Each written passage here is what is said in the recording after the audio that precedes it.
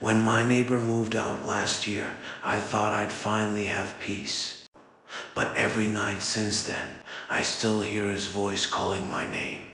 Through the wall, through the silence, through something that's not supposed to exist anymore.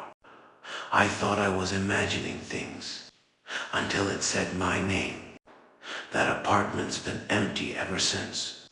Pause, so who keeps calling me? When my neighbor, Daniel, moved out last year, the building felt quieter. We weren't close, but we'd nod when we crossed paths. He always looked tired, pale, like someone who didn't sleep much. One night, I heard him yelling from his apartment. Then, silence. The next morning, a moving truck came, and by evening, apartment 37 was empty. It started 3 nights later. I was reading when I heard it, a muffled voice through the thin wall. Ethan. I froze. That was my name. I turned off the TV, listened again, nothing.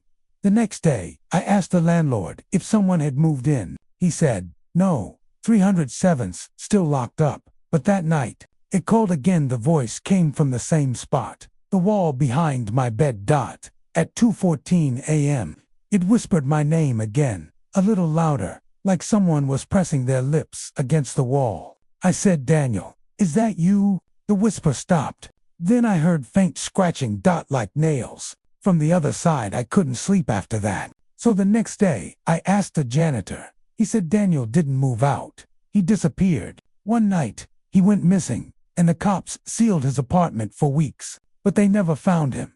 Now I realized the voice wasn't coming from the apartment next door. It was coming through IDI. Set up my phone to record overnight. I wanted proof. At 2:14 a.m., the audio captured a whisper. Not 1, 2.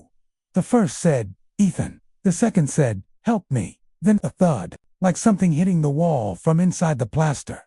I convinced the landlord to let me check 37. He said I could only look, not touch anything.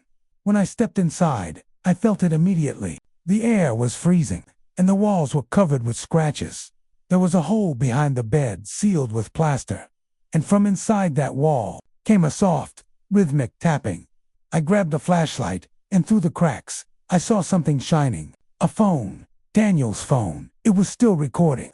The last video dated 1 year ago. I played it. Daniel was staring at the camera, whispering, if you hear me through the wall, don't answer back. That night, I moved my bed away from the wall, but I still couldn't sleep. At 2:14, I heard the whisper again, this time from behind me.